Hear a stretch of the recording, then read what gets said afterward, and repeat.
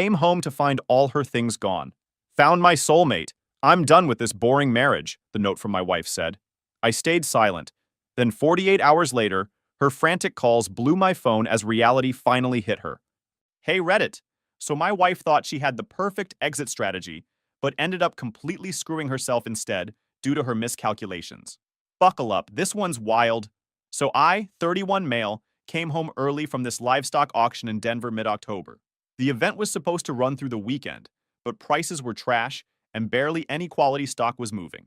Decided to bail early Thursday afternoon, thinking I'd surprise my wife Vicky, 29 female, with dinner at this fancy steakhouse she'd been dropping hints about for months. We desperately needed the time together. Married for 5 years, together for almost 8, things had definitely shifted between us lately. Not like openly hostile or anything, just different. That subtle change when someone's heart isn't in it anymore, but they're going through the motions. The minute I pulled up our long gravel driveway, something felt off. Her car was there, but no lights were on despite the early evening shadows stretching across our property. Our Australian shepherd, Tucker, didn't come running out to greet me like he always did. I stepped inside our place, and it was way too quiet. Our farmhouse was never silent. Vicky always had some home renovation show playing, or her favorite country playlist, or was FaceTiming loudly with her friends. But this was cemetery quiet. Called her name twice. Nothing. Started walking through our house. A renovated 1920s farmhouse on this 15-acre ranch we'd bought 3 years ago when land outside the city was still reasonably priced. First thing I noticed was her favorite designer jacket missing from the antique coat rack by the door, the one I'd saved up 3 months to buy her last Christmas. Then her riding boots gone. The key hook where her personalized keychain usually dangled was empty.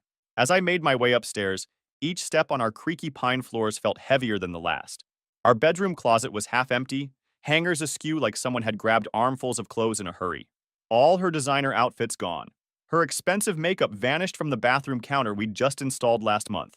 Her nightstand was cleared of the romance novels she devoured weekly. Then I spotted it. A note on our kitchen island, written in her perfect cursive handwriting on the personalized stationery her mother had given her. Found someone who really gets me? He's my soulmate. This boring marriage isn't working anymore. Moved in with him. Lawyer will contact you about divorce stuff. Just like that. 5 years of marriage ended with a hastily scribbled note. No explanation, no apology. Nothing but cold dismissal like I was some random guy she'd met at a bar. The strangest part? I didn't explode. Should have been punching walls, calling her nonstop, something dramatic. Instead, I sat at our reclaimed wood kitchen table, feeling oddly calm, and called my attorney. Then my older brother Mike. Deep down, I think I'd been preparing for this moment for months without admitting it to myself. The changes in Vicky had been subtle but consistent. It started when she befriended Stacy, her new co-worker at the real estate office. Stacy, the walking midlife crisis wrapped in Lululemon. 2 divorces, 3 sugar daddies, and 1 fake business. If bad influence was a person, it'd be her. She drove a leased Mercedes she couldn't afford, and constantly posted those inspirational quotes about leveling up and knowing your worth on social media. Within weeks of their friendship, Vicky changed her hair from natural brown to freaking platinum with pink streaks, overhauled her wardrobe, and started talking about how we needed to upgrade our lifestyle. Suddenly, my wife was spending $400 on Botox, buying designer purses I'd never heard of, and coming home after midnight from girls' nights, smelling like she'd doused herself in perfume. She'd started making mysterious weekend work trips to show properties that never seemed to result in actual sales. I once checked her calendar out of curiosity. 3 showings at luxury condos, all with Stacy tagged as backup agent, except the office didn't know anything about those listings. And apparently, backup agent also means drinks and spa selfies. Our intimacy vanished completely. If I tried to kiss her, she'd turn her cheek. Any attempt at romance was met with excuses about headaches or being tired. Then came the comments about our boring rural lifestyle, how we never did anything exciting, how her friends lived in luxury condos while she was stuck playing farmer on our ranch. My buddy once told me, if her best friend's a wreck, she's just on a delay. I should have listened. Stacy was the warning label and I ignored it. Meanwhile, I was working 60-hour weeks managing livestock auctions across 3 states, coming home to feed horses, fix fencing, and maintain our property while she was networking at upscale bars with Stacy and her divorced friends. I even took on extra weekend auctions to save for the kitchen renovation she'd been begging for. Finished it last month. Apparently not enough to keep her interested. Mike arrived 45 minutes after I called, despite living an hour away. Brought a stack of pizzas, even though food was the last thing on my mind. He's 5 years older, settled with twins and a steady construction business. Always been the steady one watching out for me. He examined the note silently, then offered to go find her. The protective big brother is ready to cause a scene. I shook my head. We sat on the wraparound porch talking until nearly midnight, him distracting me with stories about his kid's latest soccer tournament and problems with a subcontractor. When he finally left, promising to return tomorrow, I wandered through our dark house, looking at all the photos still hanging on the walls, hiking in Colorado, ziplining in Mexico for her birthday, standing proudly in front of this house the day we closed on it. Memories that now seemed like scenes from someone else's life. Tucker finally emerged from wherever he'd been hiding and pressed against my leg, sensing something was wrong. I scratched behind his ears, grateful for the company. She pulled away in small ways that stacked up. Late nights out, dodging affection with excuses, headaches, exhaustion. I kept reaching for something that wasn't there anymore. Turns out I was sleeping next to a stranger with a 5-year exit plan. My lawyer, Dan, is this former rodeo champion who rode with my dad back in the 90s. He transitioned to real estate law after a bad fall broke his pelvis and helped us purchase our ranch, 15 acres with the renovated farmhouse about 30 minutes outside the city limits. We nabbed it for $380,000, which was an absolute steal even 3 years ago. Property values in our county have nearly doubled since 4 major tech companies started building campuses nearby, bringing in waves of California transplants with cash to burn. I drove to Dan's office first thing Friday morning, skipping the auction wrap-up I was supposed to attend. His office exists in a time capsule, weathered cowhide chairs with brass tack details, faded photos of him on legendary bulls at the '92 National Finals Rodeo, a mounted 12-point buck he got on his 50th birthday hunt. The place smells like leather conditioner, coffee, and old paperwork. Dan was surprised to see me before our scheduled meeting about some auction paperwork. I explained everything: the note, the missing clothes, the complete blind side of it all. Told him I needed to protect the ranch. He nodded and pulled up our property documents. After several minutes of searching through county records, his expression shifted dramatically. "Well, I'll be damned," he muttered. "According to the records, I was the sole owner of the entire property. Vicky's name wasn't on the deed at all. Not as co-owner, not even on a rider. I couldn't believe it. We bought it together and used money from both our accounts for the down payment. We'd pooled our savings. $42,000 from me, $28,000 from her, for the 20% down to avoid PMI. And Dan checked 3 separate databases, pulling up digital copies of the final documents. Everything was in my name only. The deed, the mortgage, the mineral rights, everything. My signature was the only one that appeared on any binding document. It made no sense until Dan pointed out that as a real estate agent, Vicky would have known exactly what she was doing. She guided the paperwork exactly where she wanted it to go.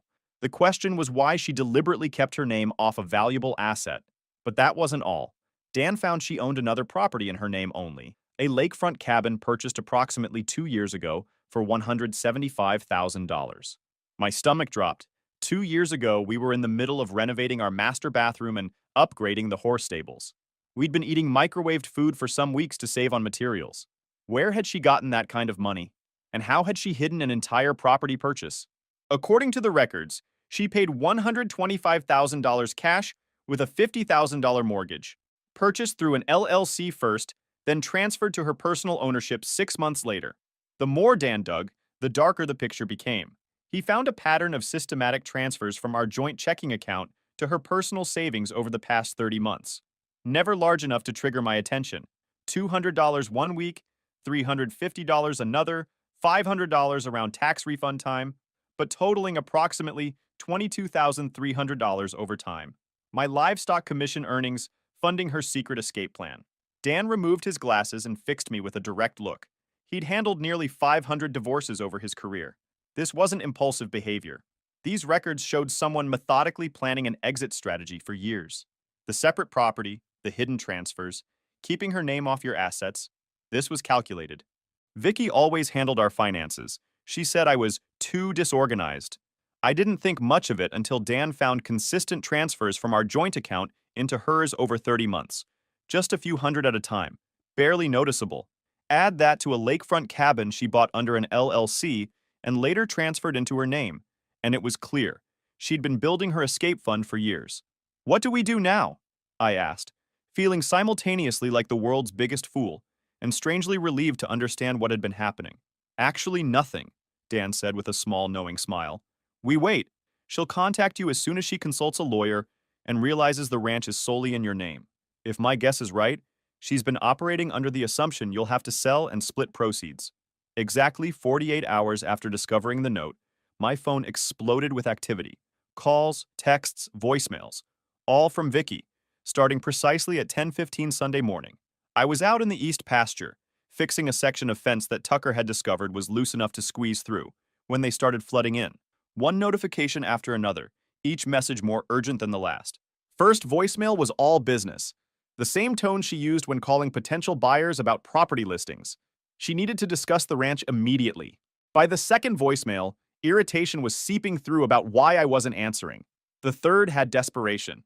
We needed to move quickly on selling the ranch before the winter market slowdown. The fourth accused me of being childish for ignoring her. By the sixth call, her composure had completely dissolved into pleading. Like adults? The irony of that request from someone who ended a 5-year marriage with a hastily scribbled note wasn't lost on me. I forwarded each message to Dan without responding. He texted back immediately. Perfect strategy. Continue radio silence. She's just realizing she miscalculated badly. Let her stew. Around 6:30 that evening, Jack Wilcox, Vicky's father, called.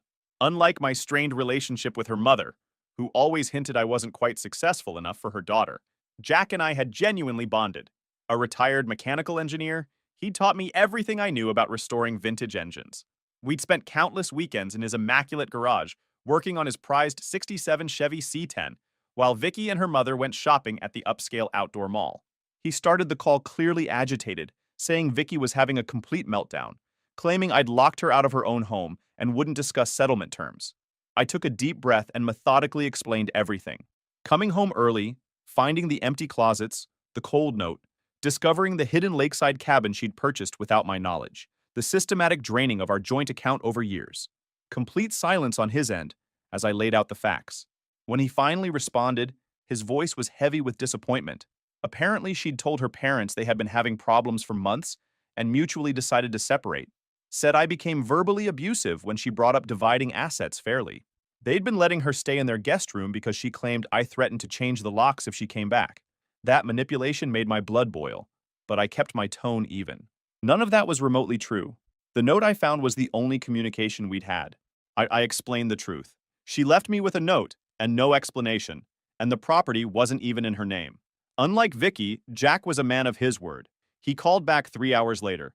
He spoke with her directly and showed her the text with a photo of her note. She finally admitted what really happened. Jack and his wife didn't support how she handled this. This wasn't how we raised her, their words. He exhaled heavily and explained she'd always had her mother's approach to finances. Secretive, always maintaining separate accounts, keeping options open.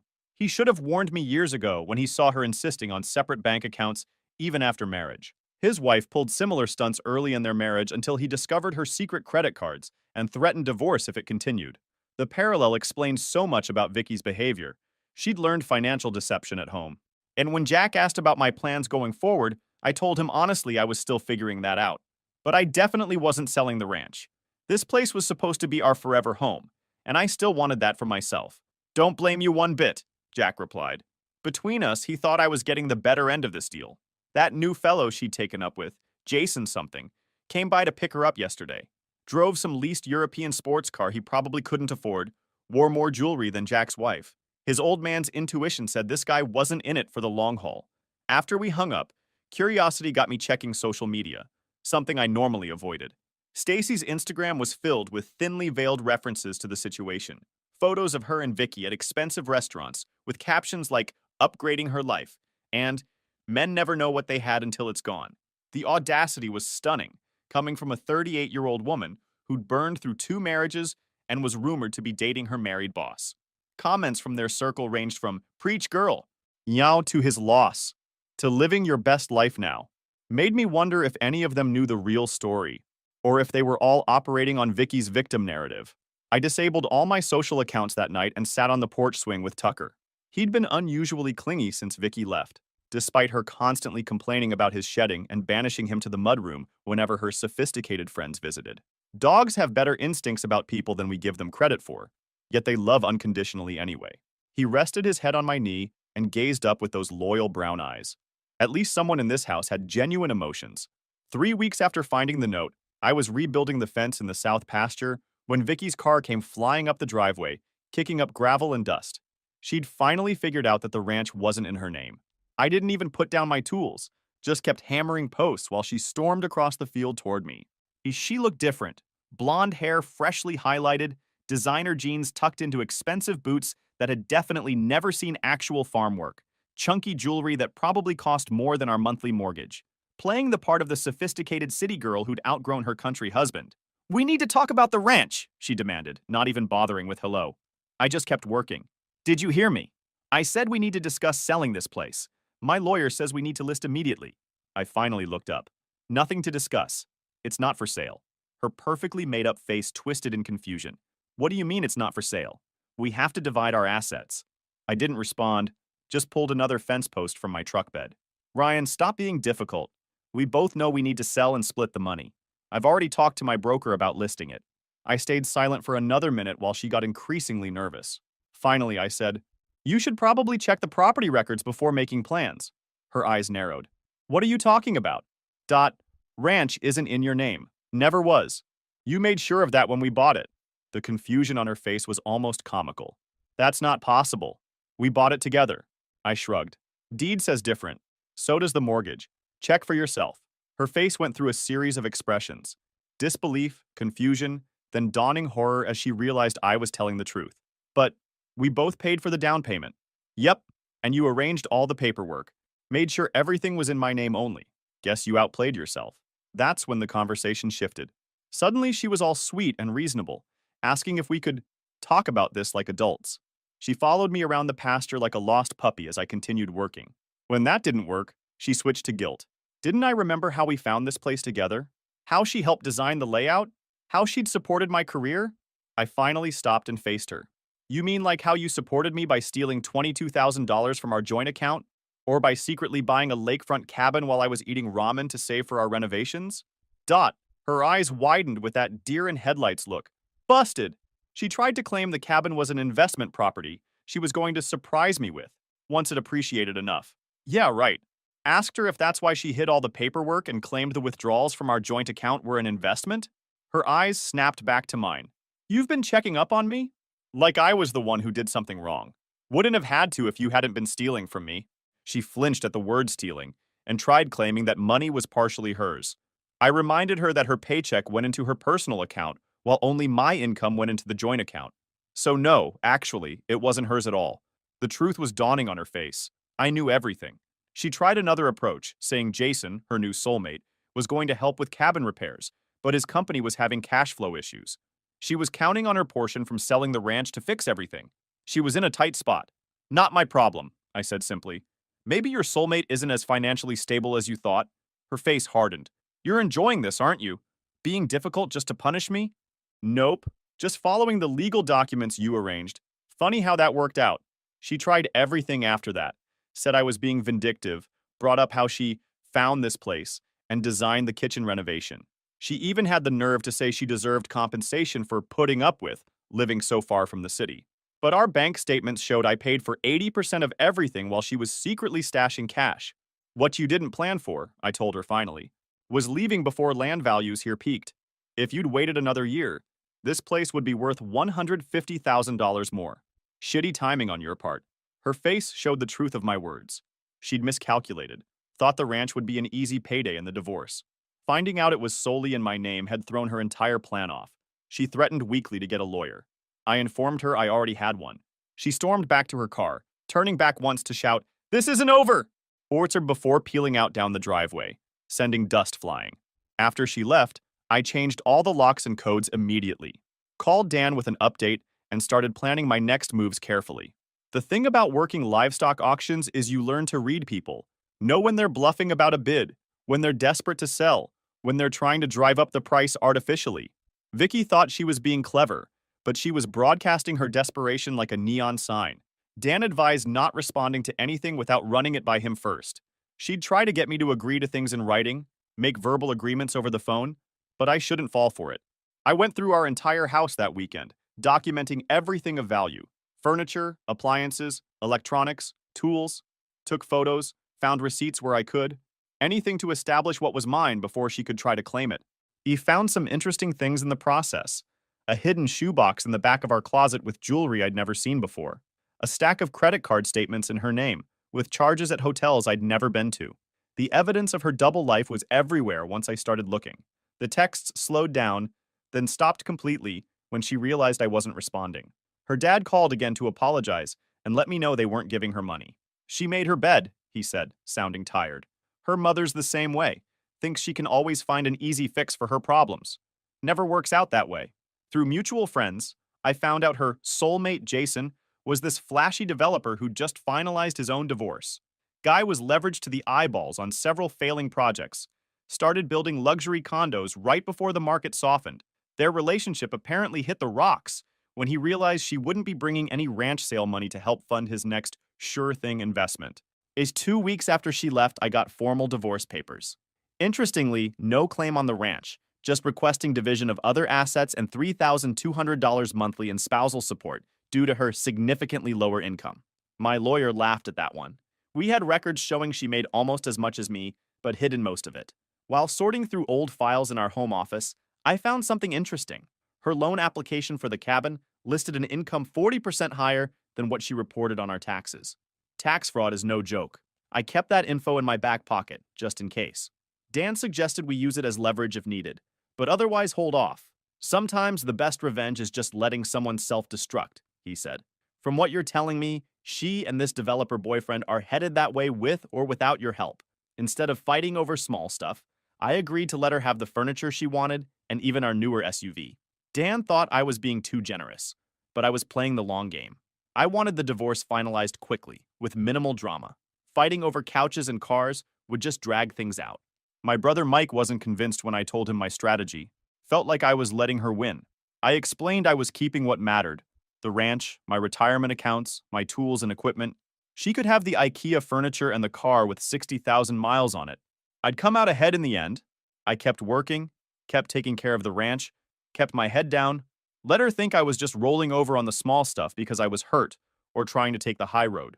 Meanwhile, I was documenting everything I found about her financial situation. The hidden income, the tax discrepancies, the money she'd siphoned from our joint account. During this time, I also learned more about Jason through industry connections.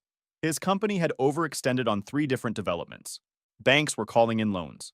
Contractors were filing liens for unpaid work. The guy was a house of cards waiting to collapse. And Vicky had hitched her wagon to his star right as it was burning out. And I also knew from her social media that things between them were rocky. She'd stopped posting those living my best life photos, and Stacy's comments had changed from, "You deserve happiness, babe," to vague supportive stuff like, "Hang in there, better days ahead." The fantasy was crumbling faster than she'd expected. 4 months later, the divorce was nearly final. I kept the ranch and started making changes. Converted her home office into a workshop where I could restore vintage motorcycle parts. My side business was finally taking off now that I had time to focus on it. The ranch was starting to feel like mine again. I repainted the living room a dark green that she'd always hated. Bought a leather couch to replace the uncomfortable modern one she'd insisted on. Let Tucker sleep on the bed. Small changes that made the place feel less like a museum and more like a home. My brother kept trying to set me up with his wife's friends, but I wasn't ready.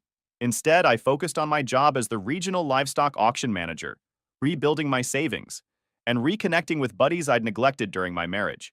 Joined this local classic vehicle restoration club that got me out of the house on weekends. I ran into Stacy at the grocery store about 5 months after Vicky left. She looked surprised to see me, then uncomfortable. I casually asked how Vicky was doing, like I was inquiring about any old acquaintance. Stacy lied badly, saying she was good, really good, loving her new life. I smiled in a way that made her squirm and asked how Jason's development company was doing, mentioning the issues with his River Heights project. Her eyes widened slightly. I wouldn't know about that. No. Huh. Just figured since you guys all hang out together, you'd have heard. Those contractors filing liens for unpaid work. The bank threatening to foreclose. Messy stuff. She mumbled something about being late for an appointment and practically ran to the checkout. I knew the information would get back to Vicky within the hour. Let her wonder how much I knew. I also knew from checking public records that the cabin she bought had serious structural issues. The property tax assessment had been reduced by 30% due to significant foundation defects requiring major repairs. Estimates for fixing that kind of damage usually start around $60,000. Money she definitely didn't have if she was asking for spousal support. Her dad called occasionally to check in on me. We still had that connection through our shared love of classic trucks. During one of these calls, he mentioned that Vicky had asked to move back home temporarily, but her mother had refused. Margaret said she made her choice, and it would just enable her if they let her come running home every time life got hard. 8 months after she left, everything fell into place better than I could have planned. Jason's development company filed for bankruptcy protection. The news was all over the local business journal. The cabin she bought had been officially condemned by the county due to the foundation issues, making it essentially worthless. And most beautiful of all, the IRS sent her a notice of audit for the past 3 years. Funny how anonymous tips work sometimes. I was at the grocery store picking up stuff for the week when I literally ran into her coming around the end of an aisle. Her cart hit mine with a metallic clang. She looked rough, not as put together as usual. Nothing like the polished woman who'd shown up at the ranch months ago. After awkward greetings, she asked if we could talk somewhere. Against my better judgment, I agreed. We ended up sitting in my truck in the parking lot, her fidgeting with the strap of her purse. "I've made some bad decisions," she admitted, voice shaking. "No, shut," I replied calmly. She broke down then, telling me everything. How Jason had convinced her to invest $30,000 in his latest project, money she'd partly gotten from selling jewelry I'd bought her over the years. How the cabin was essentially worthless now, and how the IRS was breathing down her neck for discrepancies in her reported income. "I don't know what to do, Ryan. I'm drowning here." Tears were smudging her mascara. I just sat there, letting the silence fill the cab of my truck. Part of me felt satisfaction seeing her like this, karma coming full circle.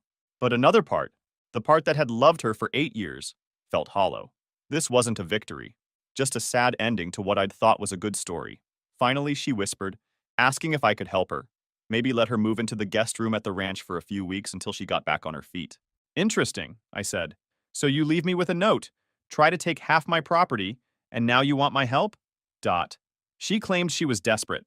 Her parents wouldn't even talk to her anymore. Jason and she broke up weeks ago. Stacy's ghosting her since she can't afford to go out anymore. I was the only person who might understand. Understand what? Being lied to? Having money stolen from me? Finding out my marriage was basically a long con? It wasn't like that, she protested weakly. At least not at first. I really did love you. Just not enough to be honest with me. I pulled out a folder I happened to have in my truck and handed it to her. Inside was every document I'd collected. The bank transfers, tax discrepancies, loan applications with different income amounts.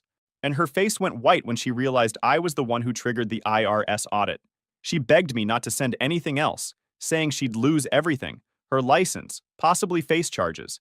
Should have thought about that before taking $22,000 from our account. "What do you want?" she asked, defeated. "Nothing. That's the beauty of it. I've already won. Keep the SUV. I don't care. But if you ever try to come after me or the ranch again, the rest of this goes to the IRS, your broker, and anyone else who might be interested." She admitted she was stupid for throwing away a good life for nothing. She let Stacy convince her she was missing out on life, that she deserved more exciting things, a more glamorous lifestyle. Turns out boring and stable beats exciting and broke any day. And it only cost you your marriage, career, and reputation to figure that out. Bargain. She winced at my sarcasm, but didn't argue. When she asked if I thought I'd ever forgive her, I thought about it honestly.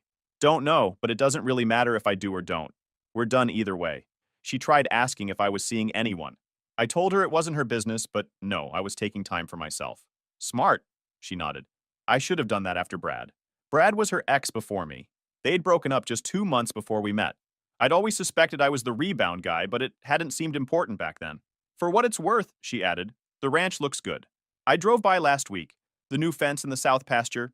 It's nice." "Didn't do it for your approval," I replied. "Did it because it needed doing." The final divorce papers were signed the next week. No alimony, no claims on anything of mine. Her lawyer looked relieved to be done with the whole thing.